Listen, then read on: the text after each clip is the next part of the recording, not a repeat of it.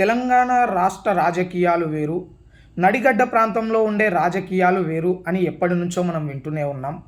దీనికి అనుగుణంగానే ఎప్పుడూ ఇక్కడ గెలుపోటములు కూడా ఇందుకు భిన్నంగానే మనకు కనిపిస్తూ ఉంటాయి. రాష్ట్రం మొత్తం ఒక విధంగా ఉంటే మన నడిగడ్డ ప్రాంతంలో మాత్రం మరో విధమైనటువంటి రిజల్ట్ ఉంటుంది అని అందరికీ తెలుసు. అయితే ఈ విషయం చర్చించడానికి గల ప్రధాన కారణం ఏమిటంటే, ముఖ్యంగా తెలంగాణ రాష్ట్రంలో అధికారంలో ఉన్నటువంటి కాంగ్రెస్ పార్టీ ఎంతో ప్రతిష్టాత్మకంగా చేపడుతున్నటువంటి ఇందిరమ్మ ఇండ్ల గురించి. ఇండ్లు లేని నిరుపేదలకు సొంత ఇంటి కలను నిజం చేయడానికి కాంగ్రెస్ పార్టీ అధికారంలోకి వచ్చిన వెంటనే ఇందిరమ్మ ఇండ్లను అమలు పరిచి తెలంగాణ రాష్ట్రంలో ఇండ్లు లేని నిరుపేదలు లేకుండా చేస్తామని ఆనాడు ఎన్నికల సమయంలో రేవంత్ రెడ్డి ఇచ్చిన మాట ప్రకారం ఇందిరమ్మ ఇండ్లను అయితే మంజూరు చేస్తున్నారు. మరి ఈ ఇండ్లను మంజూరు చేసే ప్రక్రియలో లిస్టులో వచ్చే పేర్ల విషయంలో అయితే కొన్ని బయట మనం గమనిస్తున్నటువంటి విషయాలను ఇప్పుడు నేను మీ ముందైతే పంచుకోబోతున్నాను. ఎందుకంటే గత కొన్నేళ్లుగా అధికారంలో లేకపోయినా కూడా కాంగ్రెస్ పార్టీ కోసం అహర్నిశలు కష్టపడినటువంటి కాంగ్రెస్ కార్యకర్తల్లో కూడా ఎంతోమంది నిరుపేదలు ఉన్నారు. మరి వారిని కూడా దృష్టిలో ఉంచుకోవాలని కొంతమంది కాంగ్రెస్ పార్టీ నాయకులైతే వారికి కూడా ఇండ్లను కేటాయిస్తూ ఆ తరువాత నిరుపేదలకు కూడా ఇండ్లను కేటాయిస్తున్నారు. మరి ఇక్కడ అయితే సమస్య లేదు. ఎందుకంటే ఏ పార్టీ అధికారంలో ఉన్నా కూడా ఆ పార్టీకి చెందినటువంటి, ఆ పార్టీకి సపోర్ట్ చేస్తూ ఆ పార్టీ కోసం అహర్నిశలు కష్టపడినటువంటి కార్యకర్తల బాగోగులనే ముందు దృష్టిలో ఉంచుకుంటుంది. ఇది అందరికీ తెలిసినటువంటి విషయమే.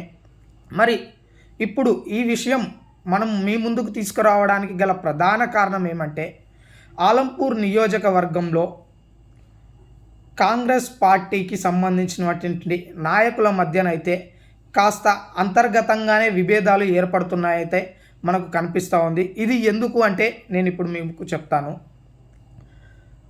ఎన్నికల సమయంలో కాంగ్రెస్ పార్టీకి సంబంధించినటువంటి నాయకులు ఇక్కడ బీఆర్ఎస్కి సంబంధించినటువంటి నాయకులను ఆలంపూర్ నియోజకవర్గంలో సైతం కాంగ్రెస్ పార్టీ గెలుపు కోసం ఆ నాయకులను వీళ్ళు బీఆర్ఎస్కి రాజీనామా చేయించి కాంగ్రెస్ పార్టీలోకి తీసుకున్నారు. కాంగ్రెస్ పార్టీలోకి తీసుకొని వారికి సరే ఆ సమయంలో అయితే పార్టీ అధికారంలోకి వచ్చాక మీకు ఇంత ప్రాధాన్యత ఇస్తాం, అంత ప్రాధాన్యత ఇస్తామని వాళ్ళు చెప్పుకునే మాటలు వాళ్ళకు ఉంటాయి, అది సహజమే. కానీ ఇప్పుడు ఆ ప్రాధాన్యతను ఇస్తున్నారా? మరి బీఆర్ఎస్ పార్టీ నుంచి కాంగ్రెస్కి వచ్చినటువంటి నాయకుల వెనకాల కూడా ఎంతోమంది కార్యకర్తలు వచ్చి ఉంటారు. వాళ్ళు కూడా ఎన్నికల సమయంలో అయితే ఎంతో కృషి చేసి ఉంటారు. మరి వారి పరిస్థితి ఏమిటి?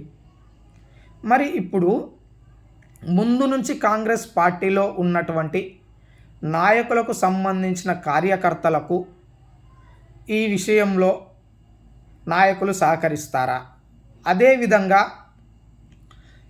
వలస వచ్చినటువంటి బీఆర్ఎస్ పార్టీకి రాజీనామా చేసి కాంగ్రెస్ పార్టీలోకి చేరినటువంటి నాయకులకు సంబంధించిన కార్యకర్తలకు న్యాయం చేస్తారా?